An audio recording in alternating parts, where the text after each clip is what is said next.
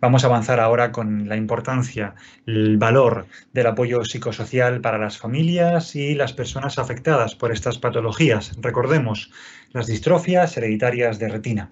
Nos acompañan en la siguiente pantalla, en la siguiente ponencia, dos profesionales. Por una parte, Carmen Milla. Ella es psicóloga de la Asociación Retina, Comunidad Valenciana, y Cintia Pascual. Ella es pedagoga, terapeuta ocupacional, coach y PNL. ¿Tenéis la palabra?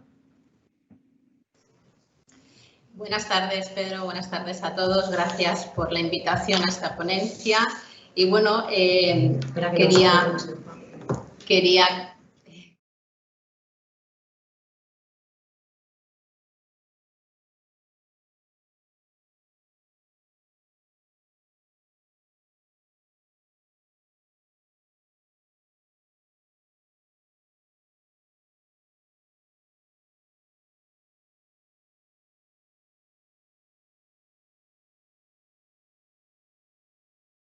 manejar el estado de ansiedad, nerviosismo, angustia y preocupación. Hay ciertos pensamientos negativos como la ira, la rabia, la frustración, la vergüenza, la desesperanza. Todo esto vemos mucho en consulta y esto genera mucha tensión interna, de forma que va a ir alterando nuestro organismo, creando un cuadro de estrés. Cuando la persona viene a consulta, está experimentando estas emociones de forma intensa. Entonces, bueno, en estos momentos dolorosos es importante que la persona pueda hablar de lo que le está ocurriendo, ¿no? Que alguien que sepa escuchar de forma activa, alguien que esté presente en ese momento para ellos,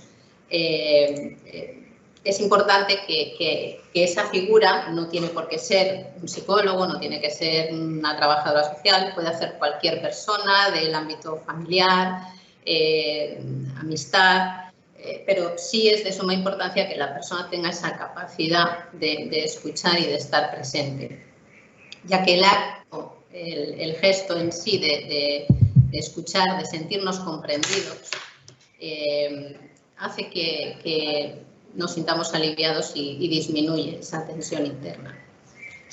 Luego, pues les ayudo a ir cambiando poco a poco ese estado negativo por otro más positivo o adaptativo. Les ayudo pues desbloqueando esos estados. ¿Cómo hacemos? Poniendo nombre. Siempre intentando identificar esas emociones, dándonos cuenta del nivel de intensidad de las emociones. De esta manera va a ser más fácil que se puedan regular, que se puedan expresar las emociones, que no se repriman, que se expresen de manera adecuada.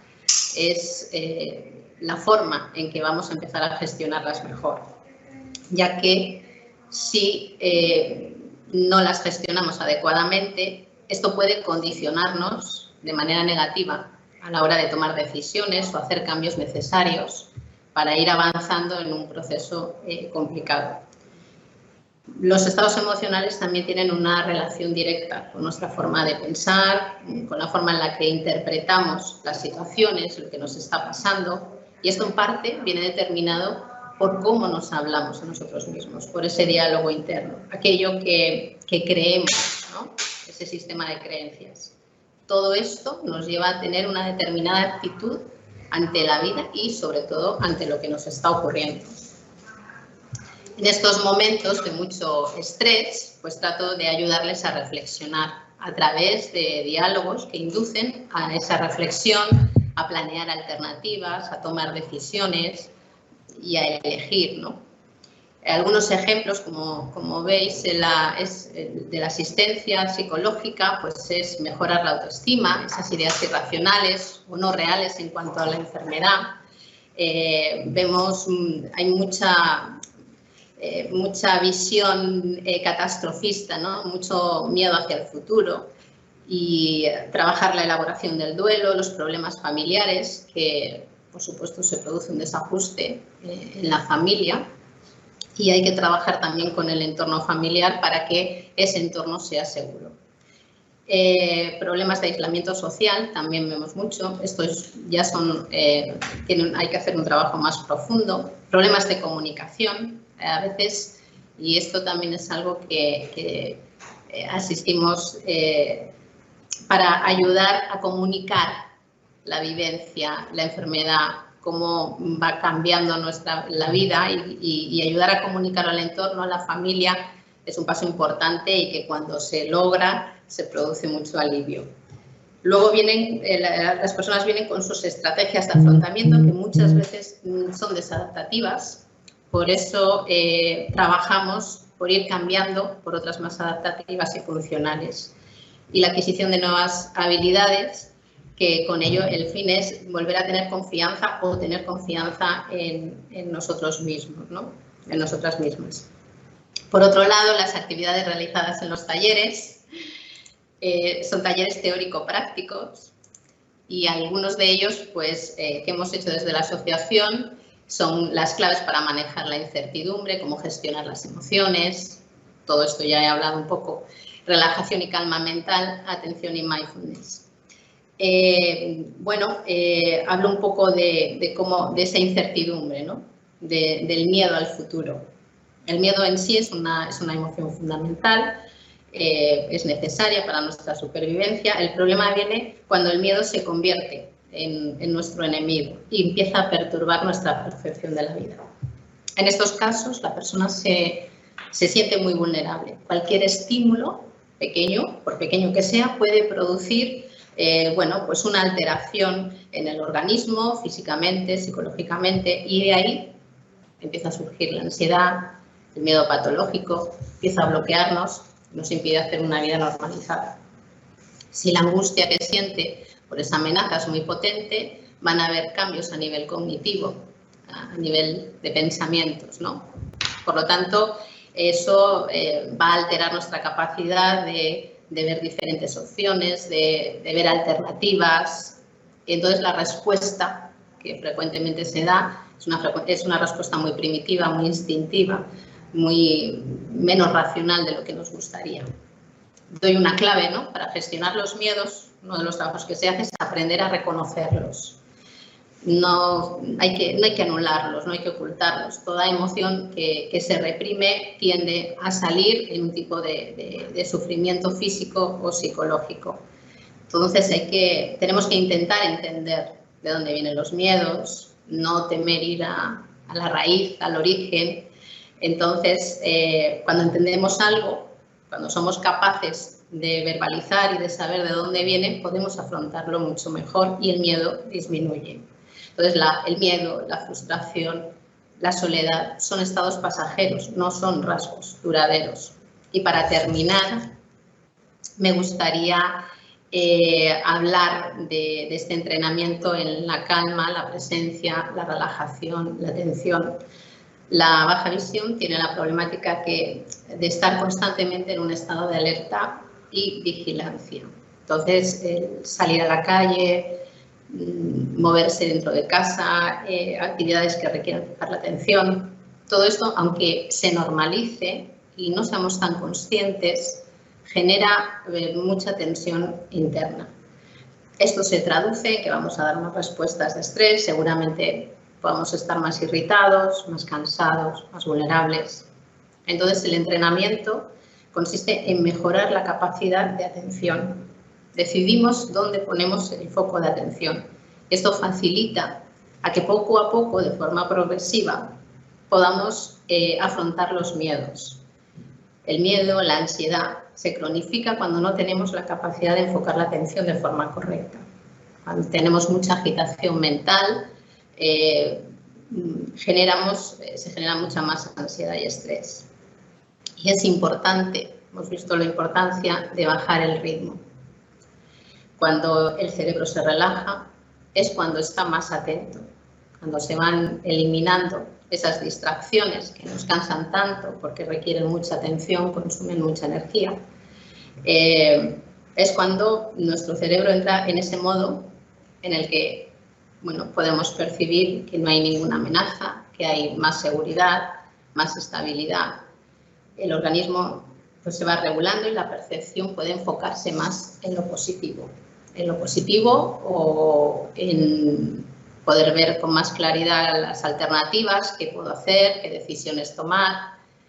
Y bueno, pues esto es una pincelada de lo que puede hacer la psicología, pues en estos casos de personas con baja visión. Bueno, he sido breve, quiero dejar paso a mi compañera y agradecer de nuevo el poder dar a conocer todo esto que tengo que contar desde la psicología. Gracias. Bueno, gracias Carmen. Buenas tardes Pedro, buenas tardes a todos. Bueno, vamos a avanzar un poquito y mi parte es posiblemente la parte más loca de lo que tiene que ver esa perspectiva no clínica en las distrofias y en todas las enfermedades que están relacionadas con la visión. En Valencia tenemos un grupo de ayuda mutua, igual que en otros centros. ¿Y qué es lo que hacemos en el GAM? El GAM principalmente es un espacio en el que nos compartimos con los otros. Crecemos, nos reímos, nos emocionamos, pero siempre desde el respeto, desde la honestidad, desde el optimismo y desde la vitalidad. Creamos un espacio propio, un espacio de paréntesis dentro de esa vorágine que es nuestro día a día, que es nuestra enfermedad, que es nuestra casuística particular y concreta, y digamos que le damos un punto de locura en el que poder sacar muchas cosas que ya sabemos, pero que no somos conscientes que las sabemos. Y eso lo hacemos desde el compartir, desde esa ayuda mutua. ¿Qué es lo que utilizo en el trabajo del grupo? Aplicamos técnicas de PNL, que es programación neurolingüística, de coaching, y dotamos de herramientas y recursos que sirven para afrontar situaciones del día a día. Lo que hacemos es aterrizarlo y, como es terapia ocupacional, la terapia ocupacional va dirigida a la ocupación, al hacer. Se trata de hacer cosas, no adoptar un rol pasivo en el que pues bueno, hay otras fases de todo el proceso de la enfermedad, en el que son otras personas las que intervienen y ayudan a mejorar nuestra calidad de vida. Nosotros somos los receptores de las terapias que vienen de parte del médico, de los tratamientos, de cuando voy a la visita del oftalmólogo, y entonces somos el receptor de eso, esa sabiduría de otras personas que hace que nosotros podamos ir mejorando. En este caso, somos los actores principales de nuestro proceso. Entonces, ¿qué es lo que queremos desde el GAM, desde el Grupo Ayuda Mutua? ¿Qué es lo que quieren las personas que asisten al grupo? Evidentemente, recuperar la autonomía. Cuando nos falta un sentido, cuando algo nos falta, sentimos que nuestro mundo se reduce. Evidentemente, eso cambia la percepción que tenemos de todo lo que está alrededor nuestro. Esa recuperación de autonomía va asociada a ampliar nuestra zona de confort. Ante esa incomodidad, ante ese miedo que comentaba Carmen, ante ese vértigo que nos genera lo desconocido y el no ver como veíamos antes, por ejemplo, tendemos a minimizar nuestro espacio. Nos quedamos más en casa, en nuestras poblaciones, en nuestros barrios, en nuestro entorno de personas con las que nos sentimos seguros. Pretendemos crear un espacio de seguridad en el que poder desahogarse. Es muy difícil para las personas que tienen algún tipo de enfermedad hacer entender al resto del mundo cómo se sienten. Las personas que tienen empatía tal vez lo tienen un poquito más sencillo para ponerse en el lugar del otro, pero aún así es difícil saber exactamente. Tener un espacio de personas que sienten muy similar a ti, que están percibiendo como tú, que están sintiendo como tú y que posiblemente hayan pasado por lo mismo que estás pasando tú, te da la seguridad y te da la tranquilidad para ser de una manera un poco más libre, no estar tan condicionado a no me van a entender a cómo lo explico. Definimos objetivos a nivel individual, nos marcamos metas, cada uno las suyas. Hay veces que las metas es algo tan sencillo como dejar de llevar el bastón dentro del bolso, pasar a llevarlo en la mano, o llevo tiempo llevándolo en la mano y ha llegado el momento de desplegarlo y de sentirme seguro no sentir vergüenza, no sentirme observado y sobrellevar ese vertiguito que se te pone en la boca del estómago. Y también pretendemos implicar a las familias en la consecución de esos objetivos. Es decir, no se trata de algo que hacemos de forma aislada. No estamos solos, tenemos personas a nuestro entorno y aprendemos a cómo implicarles en nuestros objetivos. Descubrimos y compartimos nuestros talentos en el grupo. Esta parte es posiblemente la más divertida de lo que hacemos, porque nos sentimos más cómodos cuando hacemos las cosas a través de aquello que manejamos. Y además refuerza la autoestima de la persona y nos pone en la mejor parte nuestra. Y luego además el gran reto que hemos tenido durante la pandemia ha sido aprender el manejo de nuevos recursos tecnológicos. Apps para videollamadas, editores de fotos, editores de vídeos, o sea, diferentes aplicaciones. ¿Qué es lo que trabajamos? O sea, ¿cómo conseguimos esto que hemos hablado antes?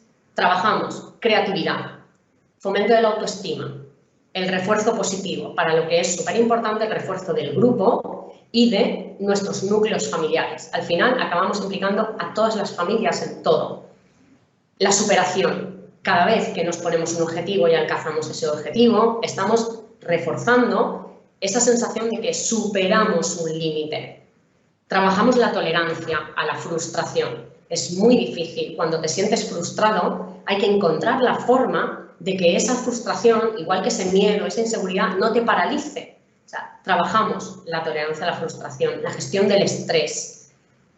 Ha sido muy estresante la pandemia para todos, pero en estas situaciones el aislamiento se ha visto acrecentado, porque ya no solamente era un aislamiento, porque no podíamos salir a la calle, reunirnos con la gente, sino que nos vemos reducidos a un espacio mucho más pequeño, con además una limitación que hace que la percepción de nuestro entorno se haga un poquito más pequeña. Recuperamos la autonomía y la seguridad personal, normalizamos nuestra vida post-pandemia. La desescalada la hemos tenido que hacer de manera distinta. Los retos que hemos tenido que abordar son unos retos tal vez un poquito más grandes que en otras situaciones. Aprendemos estrategias para la toma de decisiones. Todo el mundo conocemos la estrategia del positivo y negativo, pero no todo se puede resolver a esa escala, porque no todo es un positivo y negativo.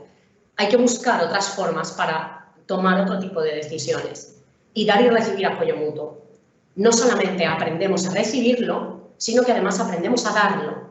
Estamos trabajando también la empatía. ¿Y cómo lo hacemos?